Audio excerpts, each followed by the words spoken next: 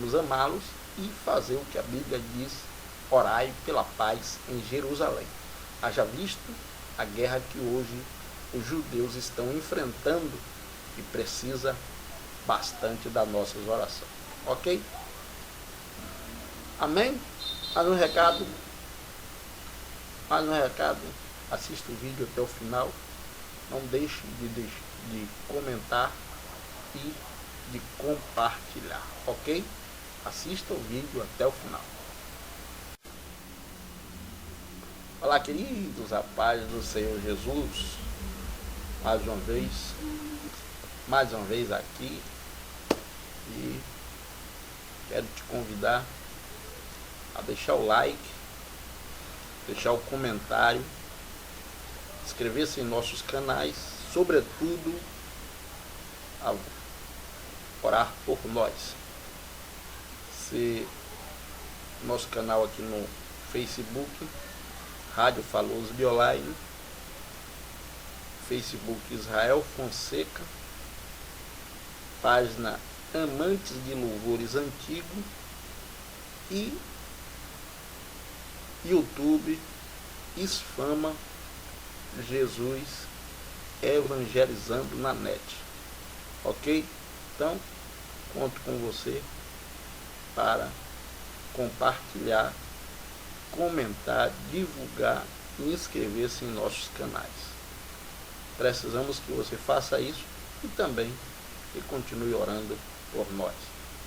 Deus abençoe. Vamos à nossa segunda lição.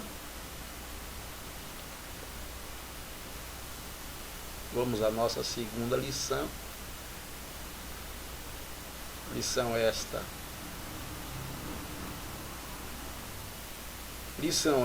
que tem sua leitura bíblica em classe em Gênesis capítulo 12, versículo de número 1 a 3 e Romanos capítulo 9, versículo de 1 a 5. O título desta lição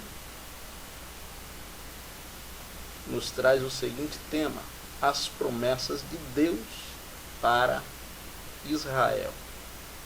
E por incrível que pareça, eu me chamo Israel, mas aí está falando da nação judaica, ok? Vamos seguir.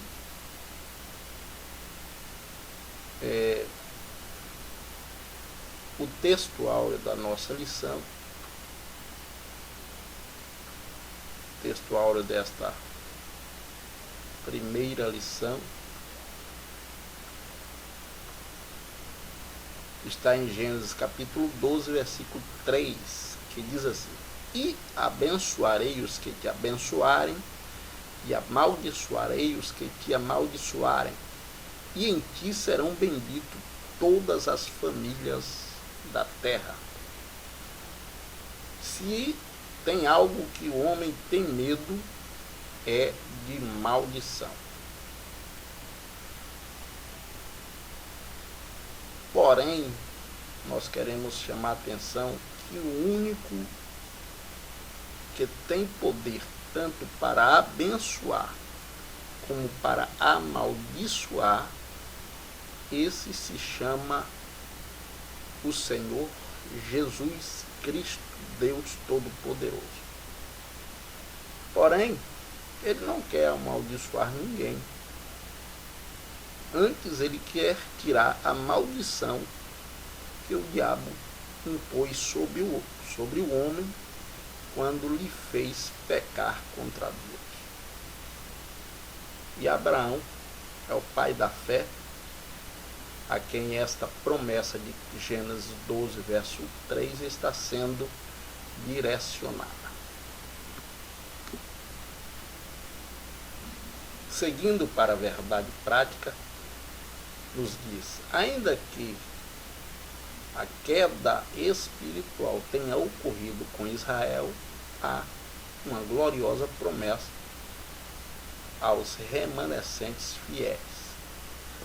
Por que o comentarista coloca esta observação? Porque, queridos, Deus, ele enviou Jesus para salvar toda a humanidade. Mas a priori era para alcançar os judeus por ter se afastado da promessa que Deus fez a Abraão, dos propósitos que Deus tinha reservado e prometido a Abraão. E só havia uma forma. Qual era esta forma? Eles reconhecendo Jesus como o seu Senhor e Salvador. Eles não fizeram isso, eles rejeitaram a bênção de Deus por Jesus Cristo. Mas Deus, como diz o próprio apóstolo Paulo, ele permanece fiel com sua promessa. Deus, ele permanece fiel para com sua promessa. Foi tanto que o evangelista João, que é um dos judeus que seguiu a Jesus, ele disse no evangelho que leva o seu nome, ele disse, ele veio para os que eram os seus não lhes receberam, mas todos quanto lhes receberam, Deus deu-lhes o poder de serem feitos filhos de Deus. Já que os judeus não quiseram receber a Cristo como Senhor e Salvador na sua primeira vinda, no seu nascimento, no seu primeiro ministério aqui na terra, então nós, os gentios, pegamos esta bênção. Mas Jesus há de voltar e os judeus há de reconhecer Jesus como Senhor. E aí eles receberão aquilo que rejeitaram a princípio. Amém? Vamos seguir. Na segunda-feira, a nossa meditação diária está em Gênesis capítulo 15, versículo 6, e está disposta. Abraão creu e foi abençoado pelo Senhor. Que diz assim, e creu ele no Senhor e imputou-lhe isto por justiça. O que foi que Deus imputou por justiça a Abraão? A sua crença. Ele creu naquilo que Deus lhe tinha dito, isso Deus considerou como justiça. Na terça-feira, a nossa meditação diária diz, Isaque, o filho da promessa, no Antigo Testamento, baseado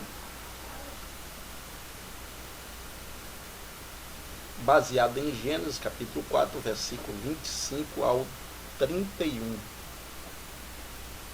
Que diz assim, ora, esta Agar é Sinai, o monte da Arábia, que corresponde a Jerusalém, que agora existe, pois é escrava com seu filho, mas Jerusalém que é, melhor dizendo Gálatas 4, 25 a 31, não é Gênesis não, Gálatas 4, 25 a 31. Seguindo, porque está escrito, alegra-te, ó estéril, que não dás a luz, esforça-te e clama, tu que não estás de parto, porque o filho da solitária são mais do que os da que tem marido. Mas nós, irmãos, somos filhos da promessa como Isaque. Mas como estão aquele que era gerado segundo a carne, perseguia o que era gerado segundo o Espírito. Assim também agora. Mas o que dizia as Escrituras?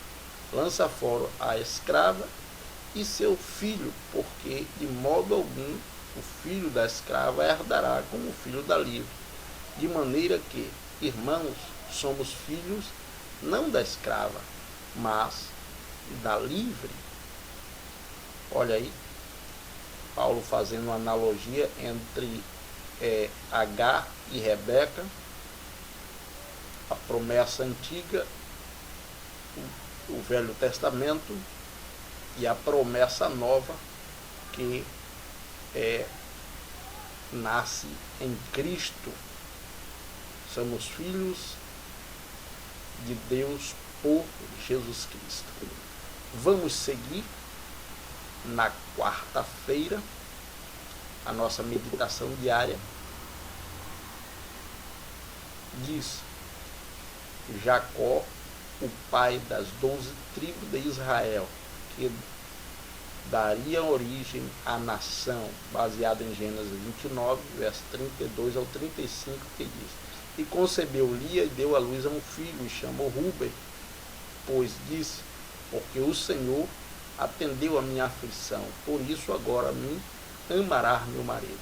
E concebeu outra vez e deu à luz a um filho, dizendo: Porquanto o Senhor ouviu que eu era desprezada, e deu-me também este, e chamou Simeão. Concebeu outra vez e deu à luz a um filho, dizendo: Agora, esta vez, se unirá meu marido a mim, porque 3 filhos lhe tenho dado. Por isso chamou Levi. E concebeu outra vez e deu à luz a um filho, dizendo: Esta vez louvarei ao Senhor. Por isso chamou Judá. E cessou de dar à luz. Aí está o relato dos filhos. Aí está o relato de uma das mulheres de Jacó, que não era a sua preferida. E a preferida de Jacó era Raquel, mas Deus deu o primeiro filho a Lia. Vamos seguir. Na quinta-feira, a nossa meditação diária diz: O Senhor Jesus, o Emanuel, o Deus conosco, baseado em Mateus capítulo 1, versículo 23, Isaías 7, verso 14, que diz assim: Eis que a virgem conceberá e dará à luz a um filho, e chamá-lo-ão pelo nome de Emanuel, que traduzido é Deus conosco. Isaías 14 diz: Portanto, o mesmo Senhor vos dará um sinal, e eis que uma virgem conceberá e dará luz a um filho, e chamará o seu nome Emanuel. Isso foi a profecia que o servo Isaías vaticinou por volta de 700 anos antes do nascimento de Cristo. Veja como Deus ele tem controle total da história. E na sexta-feira, a nossa meditação diária diz o nascimento de Jesus como cumprimento de uma promessa, baseada em Mateus 1, 22 ao 24, que diz assim: Tudo isto aconteceu para que se cumprisse o que fora dito da parte do Senhor pelo profeta, que dizia: Eis que a virgem conceberá e dará luz a um filho, e chamá-lo-ão pelo nome de Emanuel, que traduzido é Deus conosco. E José, despertando do sono, fez como o anjo lhe ordenara, e lhe recebeu a sua mulher. O que foi que aconteceu? O anjo visita Maria, avisa a Maria a respeito da profecia que Deus tinha dito por boca do profeta Isaías, e que nela se cumpriria esta profecia. Logo após o anjo, Maria informando a José do acontecido, José intentou, para não infamar Maria, José intentou deixar Maria. Então, Deus visita José por meio de um sonho. Deus ainda nos fala por sonho. Isso aqui nós temos que fazer essa observação. E, completando a observação, mas o sonho precisa estar de acordo com a palavra de Deus, como foi o sonho de José.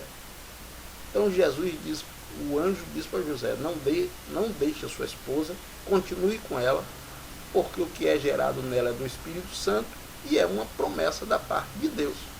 José, de forma obediente, permaneceu com sua esposa, e hoje nós temos a bênção da parte de Deus, porque tanto José como Maria foram fiéis à promessa de Deus. Vamos seguir finalmente no sábado, a nossa meditação diária diz: Cristo, a promessa cumprida do Antigo Testamento, baseado em Romanos capítulo 9, versículo 3 a 5. Porque eu mesmo poderia desejar ser anátema de Cristo, por amor dos meus irmãos, que são meus parentes segundo a carne, que são israelitas, dos quais é a adoção de filho, e a glória e a aliança, e a lei e o culto, e as promessas, dos quais são os pais, dos quais é Cristo, segundo a carne, o qual é sobre todos, Deus bendito eternamente. Amém. Então Paulo faz um cronograma daquilo que é a promessa de Deus para Israel, que culmina em Cristo, mas eles não compreenderam, e Paulo mostrou para eles que isso deveria ser assim, e ele, Paulo, como um servo fiel e obediente, não se furtaria de mostrar estas verdades para ele, ainda que ele tivesse que sofrer por causa desta verdade.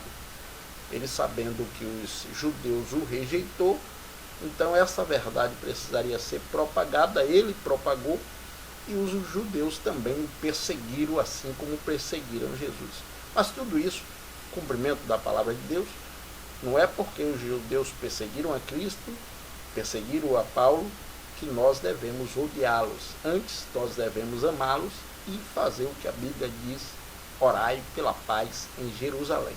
Haja visto a guerra que hoje os judeus estão enfrentando e precisa bastante das nossas orações. Ok? Amém? Mais um recado, assista o vídeo até o final, não deixe de comentar e de compartilhar, ok? Assista o vídeo até o final.